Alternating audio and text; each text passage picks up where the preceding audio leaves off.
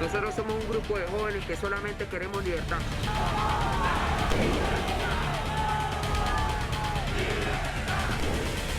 La gente se está muriendo, la juventud no tiene futuro. Hola, ¿qué tal amigos? Gracias por estar nuevamente con nosotros en este espacio Venezuela Hoy de Radio y Televisión Martí. Vamos a analizar varios temas que resumiremos de la importancia y de lo que está ocurriendo en Venezuela. También a principios de semana vimos el tema de unos migrantes que se han quemado en un centro de detención en la frontera, en Ciudad Juárez, y las repercusiones que ha traído Estados Unidos defendiendo su política migratoria. Hay señalamientos en contra de los Estados Unidos, pero hablaremos de la responsabilidad que proviene de los países que hacen que sus ciudadanos huyan hacia Estados Unidos o buscan un mejor destino. Eso es lo que también dicen algunos expertos. Para analizar este tema, la economía, la situación política de Venezuela, tengo desde Miami a Francisco Acosta, economista. Tenía tiempo que no nos acompañaba en este espacio. También desde Argentina, el periodista Leandro Gasco, y desde Bogotá al abogado Zair Mundaray. Bueno, quiero comenzar contigo, Francisco, aprovechando que teníamos mucho tiempo que no participaba en este espacio de televisión, Martí, y antes de adentrarnos contigo al tema de la economía, ¿no? Que es un tema que muy poca gente está tomando en cuenta de lo que está ocurriendo tanto en Estados Unidos como en la región, pues sus implicaciones. Quiero que me des tu lectura realmente de lo que está pasando con el tema migratorio, que ahora se pone nuevamente en evidencia, llega hasta el Vaticano, todo el mundo pronunciándose, porque al menos 39 personas fallecieron en este incendio que ocurrió en uno de sus principales centros de detención. Bueno, mire, yo creo que el tema migratorio, particularmente en el caso de los Estados Unidos, es un tema que tiene un altísimo contenido político, que ambos partidos que dominan la escena política en este país han, en cierta forma, mantenido el tema sin resolver porque les sirve para cohesionar seguidores, para fortalecer sentimientos, para mantener una posición de confrontación. Y evidentemente esto cada día se agrava más. Yo hace unos 4 o 5 años hice un estudio que fue publicado por Yahoo Analytics, donde los pronósticos del estudio evidentemente señalaban que esto iba a ocurrir. Y yo señalé 2 millones de personas en la frontera México-norteamericana y ellas están, ¿no? Y eso va a mantenerse. Eso lo saben las autoridades americanas, lo saben las autoridades migratorias. Esto es un caso político que de una forma absolutamente, para mí, inentendible, únicamente por la búsqueda de una posición, de una ganancia política electoral, no se resuelve. Pero esto es un caso que va a ir agravándose. Esto está claro para todos los analistas, clarísimo. Una situación que se puede agravar, Sair, pero todo el mundo pretende que se solucione y se les responsabiliza a una de las partes, o en Estados Unidos, o es culpa de los demócratas dicen que es de los republicanos, la ciudadanía piensa que es un problema de un sistema roto migratorio que debería ser resuelto bicameralmente, pero en Latinoamérica entonces culpan a Estados Unidos por cerrar una frontera, por proteger una frontera. Estos migrantes también se responsabilizan, pero nunca apuntan el dedo, al parecer, al responsable de que estén huyendo de sus países. ¿Cuál es la lectura de Zair Mundaray? Bueno, gracias Alejandro. Bueno, yo creo que es multifactorial y esto hay que verlo desde muchas ópticas, ¿no? Ciertamente el deterioro de la democracia, el deterioro de las libertades públicas, el deterioro de la capacidad de la gente de generar un proyecto de vida, de soñar, de poder avanzar dentro de su propio territorio, es lo que genera la crisis migratoria. Por más que uno esté de acuerdo o en desacuerdo con las políticas erráticas que han tenido Estados Unidos y México con el tema migratorio, esencialmente hay que mirar hacia abajo. Y esos venezolanos que estaban ahí, guatemaltecos, salvadoreños, todas las nacionalidades que estaban ahí, tienen un problema de base en su país que si no se resuelve, y si quienes tienen capacidad de incidencia política y económica sobre estos estados no ven hacia abajo, eso no se va a evitar. ¿Okay? La gente en Venezuela, yo lo veo acá en Bogotá, sigue saliendo por el puente, sigue saliendo sin nada, a pie, con lo que tienen a mano, con niños, con ancianos, y esa es la crisis precisamente de la situación venezolana, donde la ausencia de democracia, de libertades públicas, donde dar una vida digna a la gente genera esta situación. Así que por más medidas que tome, la migración es un fenómeno humano que siempre se da, pero se masifica cuando estamos en una situación como esta. Y cuando vemos claramente el deterioro que ocurre de las libertades públicas en Latinoamérica y estos modelos populistas que empobrecen a la sociedad y que le restan derechos a la sociedad, esto va a seguir ocurriendo y no hay forma de detenerlo. Hay que ver hacia abajo y hay que fortalecer la institucionalidad de los estados para que puedan ofrecerle calidad de vida a la gente. La gente no se va porque quiere, se va obligada, y lo veo a diario acá en Colombia. Leandro, quiero también tu lectura sobre este tema. Es dramático, es una tragedia, sigue ocurriendo, siguen saliendo los migrantes. Se le pregunta incluso, he visto a periodistas hacerlo en la frontera y dicen que lo peor de su trasiego no es la selva del Darién, todos los peligros que han sorteado para llegar a la frontera sur de Estados Unidos, que lo peor es que no les abren la puerta en los Estados Unidos donde ellos quieren venir a trabajar, a vivir en paz y tranquilos.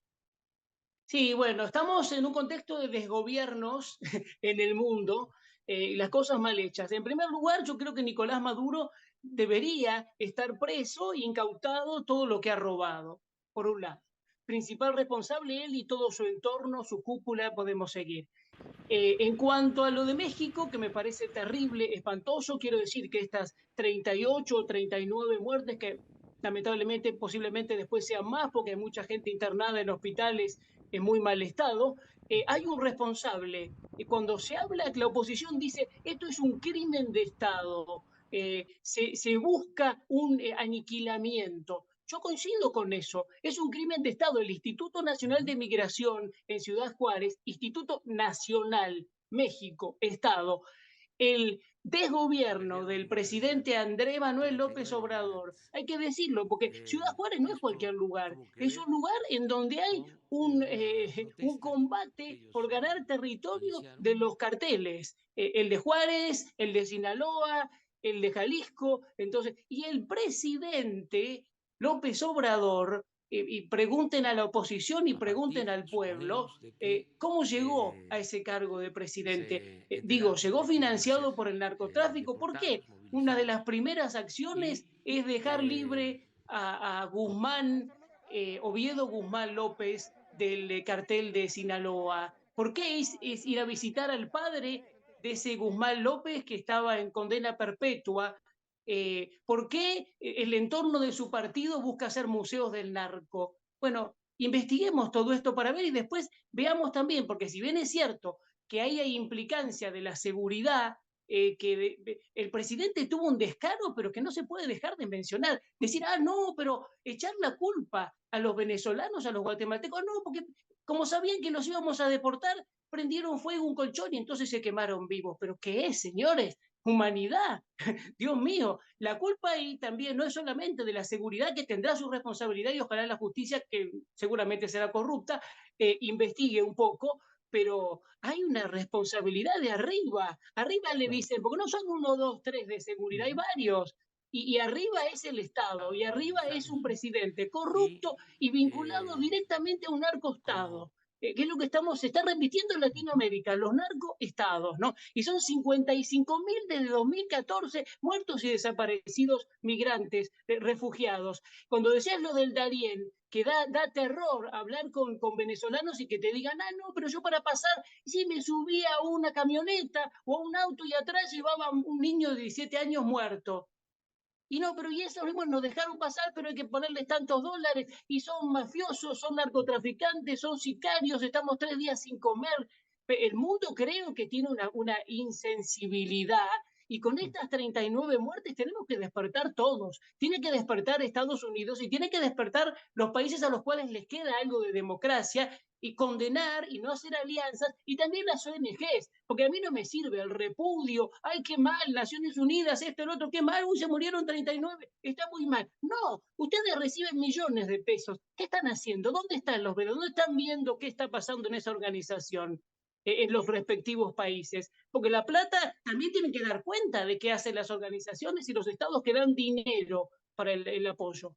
Hay una responsabilidad, un gran análisis, porque aquí hablamos de la corresponsabilidad, porque hay algunas personas que entonces dicen, sí, es responsabilidad de Estados Unidos, pero Estados Unidos tiene sus propias políticas migratorias, háblese de un partido u otro, este es un país en donde no se puede abrir la frontera de la manera que pretenden, y Latinoamérica también, y los presidentes también deben entender que Estados Unidos no es el lugar a donde van a huir, pero no se va a hacer nada en los países de origen. Fíjate, Francisco, que es interesante y yo quiero que me digas realmente si esta situación, aunque sabemos que no tiene un término pronto, porque no hay políticas, no hay políticos, no hay gobiernos que realmente pues mejoren su situación. Hay una alta corrupción, hay problemas económicos gravísimos, productos también acrecentados por la corrupción de nuestros países. Entonces, esto es lo que vamos a ver, esto es lo que nos vamos a acostumbrar a vivir, eso que describe Leandro en esta imagen narrada, en un vehículo, un muerto en plena selva del Darién, donde hay peligros ya narrados por miles de los que la han transitado. Mira, sí, definitivamente, Alejandro, yo estimo que a esto nos vamos a acostumbrar.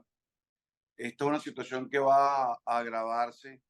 Eh, Estamos en una situación política y económica mundial, Alejandro, que representa un cambio de todos los patrones establecidos de comercio internacional. Estamos en guerra, el mundo está en una guerra de confrontación que se está manifestando geográficamente en Ucrania. Parece una situación que va a escalar y la dependencia del mundo occidental de China y Rusia tiene al mundo occidental secuestrado en vía, y voy por ahí porque esto tiene un motivo. Las cadenas de suministro de materias primas elaboradas, semielaboradas o elaboradas están rotas. Occidente dependía extraordinariamente del suministro de materias primas rusas y chinas y ahora no puede depender más porque estamos en guerra y eso se está restableciendo. En el camino de restablecer esas cadenas de suministro, Estados Unidos les va a importar entre poco y nada si ese suministro viene de unos países donde cuelgan a los niñitos de los pies en una plaza central y los queman vivos. Eso ahorita no les importa y eso es lo que está generando el afianzamiento de ciertos gobiernos en Latinoamérica que entienden Estados Unidos, entienden el mensaje, lo están aceptando, están cediendo en algunas cosas, digamos, de imagen para que el público norteamericano no sienta tanto repudio en el restablecimiento de relaciones con estos gobiernos, como el caso del gobierno venezolano, que está lavándose la cara a petición clara del Departamento de Estado para poder pasar a la siguiente fase, que es el circo electoral y después la designación de un gobierno que va a negociar, que va a normalizar las relaciones con Estados Unidos. Entonces, Alejandro, Estados Unidos tiene una política absolutamente incoherente con respecto, por un lado, ¿no? Cuando hablamos de inmigración, por un lado, Estados Unidos no puede abrir sus fronteras, yo estimo que Estados Unidos necesita por lo menos a nivel de ingreso de mano de obra ya adulta para incorporarse directamente a la cadena productiva. Estados Unidos está necesitando, según mis cálculos, más de 800.000 migrantes anuales. Y no estamos hablando de profesores, ni de ingenieros aeronáuticos, ni de físicos. Estamos hablando de mano de obra laboral básica, de la base de la producción económica. Estamos hablando de mano de obra muy poco capacitada que necesita y no está entrando. Entonces, por otro lado, Estados Unidos está recomponiendo estas cadenas de suministro, está haciendo negocios con todo el que se le atraviese y lo va a lograr porque cuando Estados Unidos se propone algo, lo logra y esas cadenas de suministro van a estar restablecidas en un plazo bastante perentorio y eso va a conllevar, repito, a que esa situación de desequilibrio político en América Latina se prolongue. Entonces estamos en un juego que se autoalimenta. Estados Unidos necesita negociar con estos desastres de gobierno en América Latina y estos desastres de gobierno siguen generando la migración de millones de personas. Entonces, bueno, por el camino que vamos definitivamente, en el inmediato plazo lo que vamos a ver es un agravamiento considerable de la situación migratoria en la frontera de Estados Unidos y en toda América del Sur. Bueno, es un panorama bastante negro y respeto la opinión de cada uno de los participantes en este panel, como los hacemos siempre en Radio y Televisión Martí. Voy a repetir los nombres. Te pido, Francisco, que deje el teléfono quieto porque nos sentimos que estamos navegando contigo en el movimiento y les ofrezco disculpas a ustedes porque, bueno, ha hecho un esfuerzo para estar en este programa porque además tiene mucho trabajo desde temprano en sus distintas empresas, pero agradezco que nos permitas, desde tu conocimiento como economista, entender en qué estamos y hacia dónde vamos. Fíjate, Said, que esto que describe Francisco Acosta, Fragachán, el economista que está invitado, también está Leandro Gasco, periodista desde Argentina, y el abogado Said Mundaray desde Bogotá, Colombia, nos hace ver que los derechos humanos van a ser puestos de un lado, en remojo, quizás sin interés, si nos acogemos a lo que está describiendo Francisco Acosta Fragachán, porque hay una necesidad económica, una necesidad política. Entonces, este cuadro de derechos, la defensa de derechos humanos, las violaciones de derechos humanos, no solo en Venezuela, en Cuba, Nicaragua y otros países de la región, ¿cómo quedarán? Bueno, Alejandro, yo sí creo que hay una movilidad ciudadana cada vez más vinculada con el tema de derechos humanos. Si tú te fijas, una situación como esta pasaría desapercibido si no se hubiese visto, si no se hubiese ejercido un derecho humano, que fue el derecho a la información. Un periodista filtra el video y se genera una gran movilidad de toda la sociedad frente a esta barbarie, y no solo la barbarie, y en esto coincido mucho con lo que dice Leandro. El tratamiento que le da este gobierno mexicano es una cosa lamentable, es totalmente de espalda a la totalidad del ordenamiento jurídico internacional, y esto hay que decirlo, verlo, machacarlo todos los días, porque todo lo que hizo el presidente López Obrador es contrario a todos los compromisos que tiene México en materia de derechos humanos. Primero, primero que hay que aclarar, ¿estaban o no detenidas estas personas? ¿Okay? Por razones migratorias, lo ha dicho la Organización de Estados Americanos, no se puede criminalizar al migrante y la irregularidad no constituye delito. Así que si bien las personas pueden estar colocadas en unos centros donde se les dé una asistencia mínima, no son presos. En este caso, todos vimos las rejas, todos vimos la cerradura, son unos presos. Si son presos, usted tiene que adaptarse a una cantidad de estándares internacionales, que son las reglas mínimas de tratamiento de reclusos, o las llamadas reglas Mandela de Naciones Unidas. Todos los países, es una norma que todos los países, a todos los vincula a México. Y esto deja muy mal parado a López Obrador, y también está vinculado con un protocolo que es el protocolo de Minnesota para la investigación de muertes potencialmente ilícitas. Él no podía jamás dar un parte de esta situación responsabilizando a los migrantes. No podía jamás zafarse de la responsabilidad del Estado, porque el Estado tiene la responsabilidad cuando tiene a alguien en custodia. Si alguien está en custodia, es responsabilidad del Estado. Acaba de sacar una información, López Obrador, donde dice que eso estaba en manos de una seguridad privada. Peor todavía, más responsabilidad tiene el Estado cuando delega en privado una actividad que es pública. La privación de libertad de una persona es una función pública. Y cuando la delegas a privados, tú sigues siendo el responsable. Entonces, por todas partes, por donde lo veas, esto tal vez era utópico, pero el juicio de la historia no te escapas.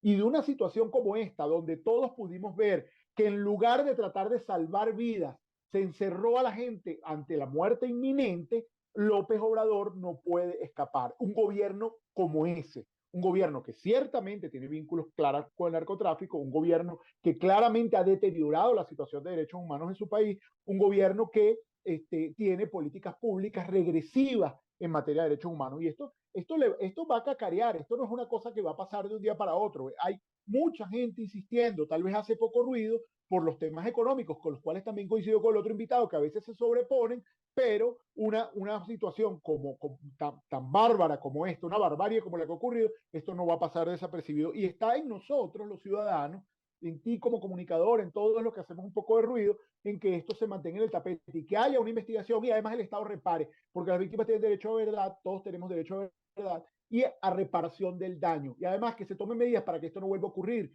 porque todo el que está detenido está en una situación de peligro como el que está causando el gobierno mexicano, el desgobierno mexicano, en una situación como esta, que además se adelanta y culpabiliza a las víctimas de su propia tragedia. Esto es un absoluto acto de irresponsabilidad que debe ser repudiado y que apunta directamente a la responsabilidad del jefe de Estado por haber generado una política pública regresiva en materia de derechos humanos. Fijando derechos humanos, tarea fallida, economía fallido, problemas sociales fallidos. En toda área que tú vayas a evaluar a los gobiernos en la región, pues están muy mal. Y los que reprueban, por supuesto, sin presentar el examen, parecen ser los ciudadanos que siguen huyendo. La situación en Argentina, tú la ves constantemente. Quiero que la narres a nuestro público orgánico, que son los cubanos, al que se le impide información libre en la isla y se la hacemos llegar a través de radio y televisión, Martí. ¿Cómo es que siente con la migración venezolana de otros países que llegan a la Argentina, una Argentina que también está complicada en su tema político-económico?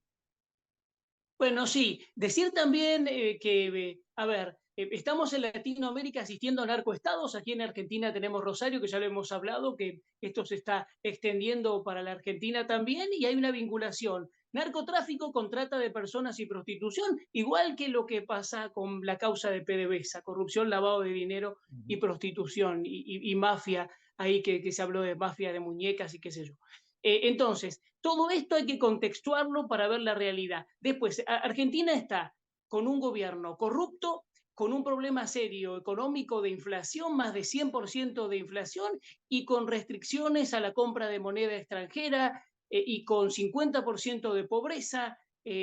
Complejo la cuestión en Argentina. En cuanto a los venezolanos, había 220.000. Si hablamos de 2015 ahora, actualmente quedan unos 171.050 aproximadamente, ¿no?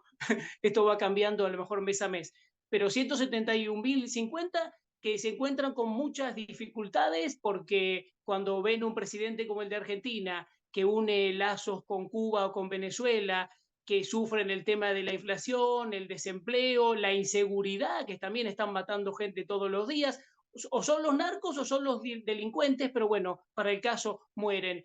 Y entonces eso lo ven y lo sufren. El mayor problema que tienen, aunque hay que decir que a Argentina han llegado muchos venezolanos calificados, porque de los 171.050 hay 16.000 que son ingenieros, cerca de 11.000 mezclados entre empresarios, contadores y administradores de empresas. Después hay alrededor de 4.500 médicos.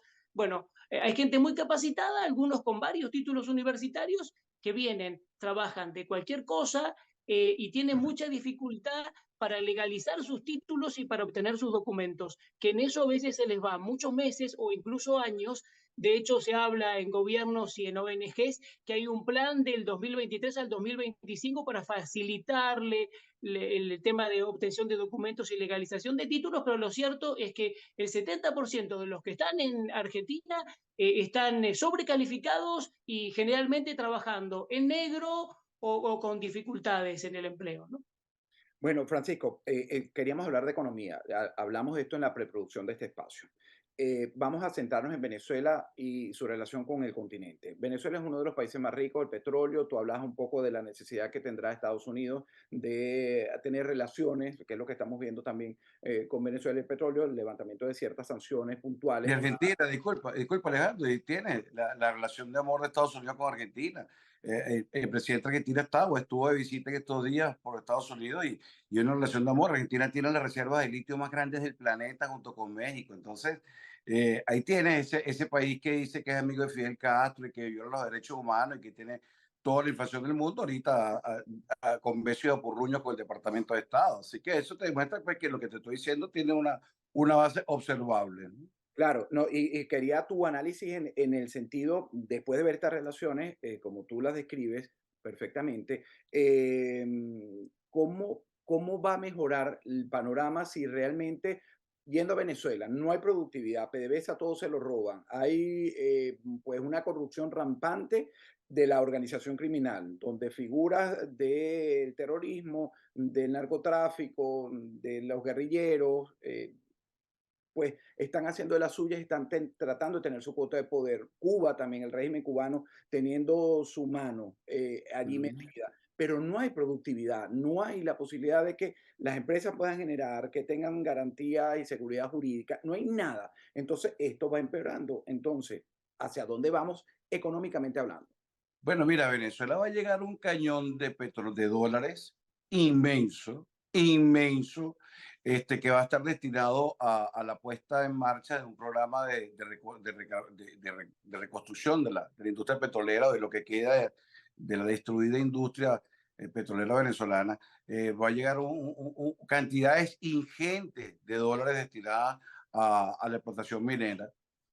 Pero lamentablemente para los ciudadanos venezolanos eso va a tener poca repercusión porque el modelo al cual se está yendo Venezuela, igual que América Latina, a un paso más lento, por la misma dirección, es un modelo de subsaharización de la economía y de la sociedad. Es decir, un modelo, los países subsaharianos, nosotros lo utilizamos los economistas como referencia para este tipo de cosas, pues son países, digamos, desde el punto de vista práctico, son países caóticos, poco articulados, sin legislación, con poco peso, poca implantación de la ley, poca autoridad por parte de los gobiernos. Los gobiernos sencillamente son mafias destinadas al saqueo de los recursos de esos países y ahí va Venezuela. Y lamentablemente en esta situación, si los venezolanos no lo hicimos, y lamentablemente los Estados Unidos necesita de eso y lo está haciendo bien. Ojalá los gobiernos venezolanos lucharan por los intereses de los venezolanos como lo hace el gobierno de los Estados Unidos, ¿no? Yo realmente entiendo que ellos tienen que defender la calidad de vida de sus ciudadanos, defender su crecimiento y su progreso, y necesitan de esos recursos que están en Venezuela. Y si los venezolanos no nos pusimos de acuerdo por la inmensa sinvergüenzura de la clase dirigente venezolana, bueno, sencillamente Venezuela perdió la oportunidad de recuperar la democracia y esto va adelante, Alejandro, definitivamente, ¿no? Bueno, es muy Igual triste. que la Argentina. Sí, es muy triste este panorama. Repito, hemos llegado al final. Los volveré a invitar porque está interesante el análisis de ustedes. Repito, insisto, sus opiniones son respetables por Radio y Televisión Martí, son respetadas, por cierto. Este es el análisis que hemos tenido de la situación. Le doy las gracias a los invitados por haber participado en este panel de Radio y Televisión Martí. Yo me despido hasta una próxima oportunidad.